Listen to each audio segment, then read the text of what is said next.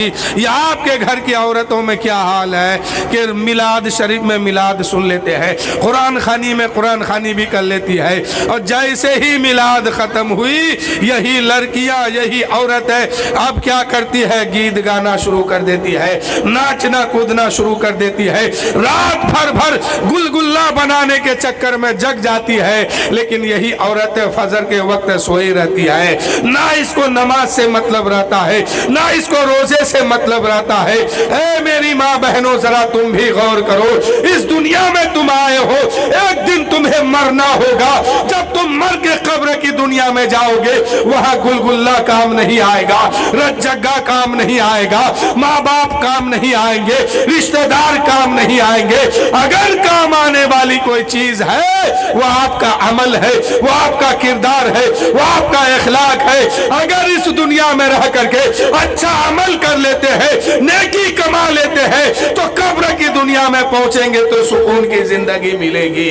اور اگر نیکی نہیں کماتے ہیں، نماز غائب ہو رہی ہے، نماز فجر بھی غائب ہے، عبادت سے دور ہو رہی ہو، تو تمہیں یاد رکھنا قبر میں جا کے بہت پچھتانا ہوگا، وہاں تمہارا کوئی رت جگہ کام نہیں آئے گا، وہاں تمہارا کوئی بیٹا یا بیٹی کام آنے والے نہیں ہے، اگر تمہارا کوئی کام آنے والی چیز ہے وہ آپ کا عمل ہے کہ اس دنیا میں رہ کر کے تم نے اللہ کو کتنا یاد کیا ہے، اللہ کا ذکر کیسے کیا ہے، نماز کب پڑھی ہے، روزہ کب رکھی ہے، عبادت کب کی ہے، یہی تمہارا وہاں کام آنے والی چیز ہے۔ باقی جو تم شادیوں میں گیت گانے میں ناچنے کودنے میں، اور عورتوں کا حال کیا ہے کہ اپنے پردے سے بے پردہ ہو جاتی ہے۔ اے میرے دوستو، اللہ کے رسول صلی اللہ علیہ وسلم ارشاد فرماتے ہیں، معراج کی رات میں جب میرے آقا صلی اللہ علیہ وسلم گئے تو کیا دیکھتے ہیں،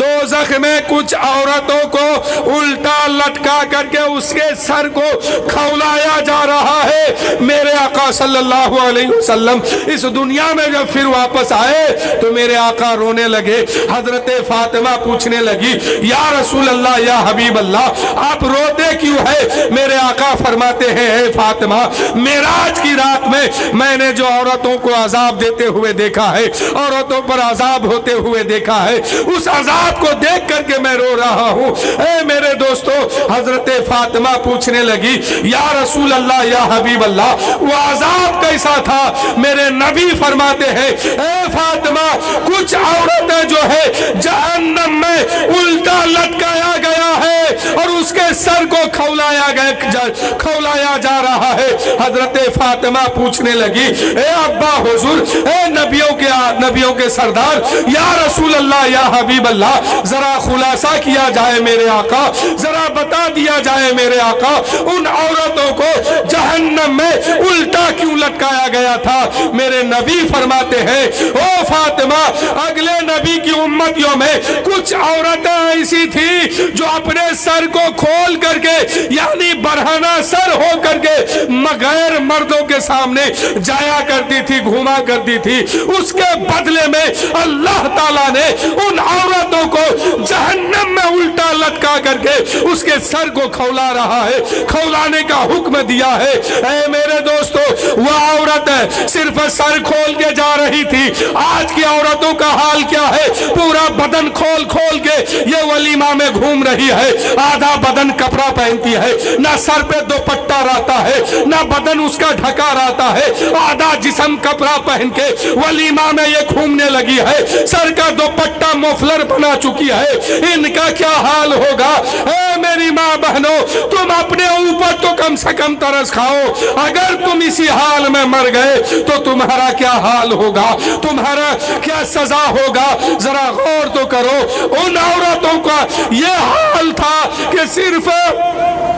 لنگے سر غیر مردوں کے سامنے جاتی تھی تو اس کو جہنم میں الٹا لٹکایا گیا ہے اور اس کا سر کھولایا جاتا ہے، اور تم تو ولیمہ میں پورا بدن کھول کے جاتی ہو، پورا سر کھول کے جاتی ہو، آدھا بدن کے کپڑا پہن کے جاتی ہو، آدھا جسم کے کپڑا پہن کے घूमती हो, जरा गौर करो कि कब्र की दुनिया में तुम्हारा क्या हाल होने वाला है, मैदान माशर में तेरा क्या होगा।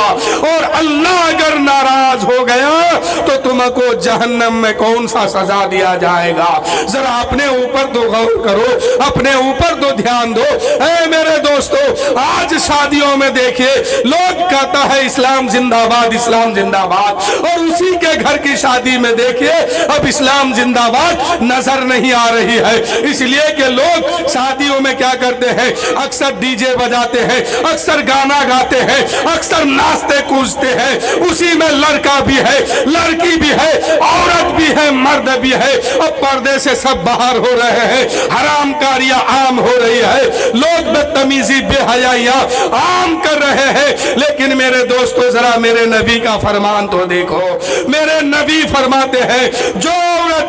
सर खोल के अगर गैर मर्दों के सामने जाए उसको उल्टा लटका के जहन्नम में सजा दिया जाता है। ऐ मेरे दोस्तों, जहन्नम में जाना ही ये सबसे बड़ा अजाब है, लेकिन उसमें भी उल्टा लटका करके सर को खौलाया जा रहा है, ये कम अजाब नहीं है। तो मेरे दोस्तों, कुरान कहता है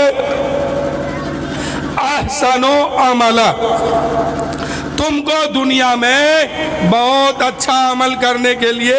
बहुत नेकी कमाने के लिए भेजा गया है। तुम यहाँ दुनिया में इम्तिहान गाह में हो, अगर इसमें फेल हो गए तो तुम्हारा ठिकाना कहाँ होगा, और इसमें अगर पास हो गए तुम्हारा यहाँ भी सबर जाएगा, वहाँ भी सबर जाएगा। तो मेरे दोस्तों, जब तक जिंदा है हमेशा इस बात पर गौर कीजिए कि हमें मर के खुदा के सामने जाना है, अपने खुदा को मुंह दिखाना है, अपने खुदा के सामने जाके हिसाब देना है। हर एक जिंदगी का हिसाब, पल पल का हिसाब, जर्रे जर्रे का हिसाब, क्या खाए हैं इसका हिसाब, क्या बोले हैं इसका हिसाब, कहाँ गए हैं इसका हिसाब, और कितनी नमाजें पढ़े हैं, कितना छोड़ के आए हैं, कहाँ इबादत किए हैं, कहाँ नहीं किए हैं, ये सारी जिंदगी का हिसाब अल्लाह की बारगाह में जाके देना होगा।